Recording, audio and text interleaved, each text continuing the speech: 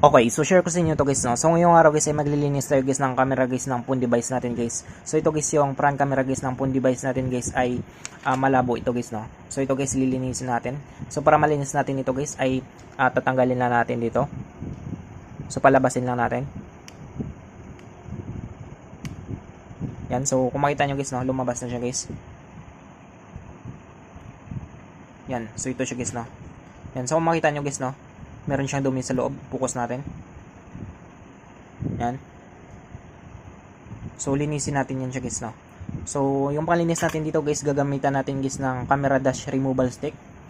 So ito siya guys, no. Yan. So ito guys yung panglinis natin guys sa camera. So unahin na natin dito guys yung lens guys, no. Yan.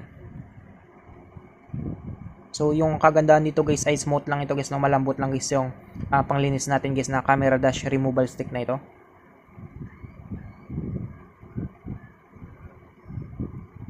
Yan, tapos dito guys sa lens nya. So kung mayroong mga madumi dyan sa loob guys ay matatanggal niya guys, no.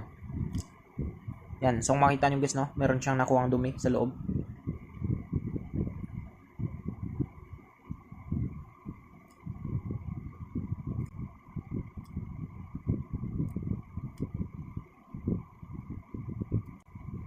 Yan, so malinis na siya guys, no. Yan, so ganun lang kadali guys, no, kung paano natin guys malinis guys yung camera ng phone device natin. So pwede natin siyang ibalik. Yan. So I hope guys na makatulong sa inyo itong video tutorial natin. Sa mga bago lang sa ating channel guys, na huwag natin kalimutan guys i-click guys ang subscribe at yung notification bell button para ma-update ko kayo guys sa susunod natin guys na video tutorial. Thank you guys and God bless sa lahat.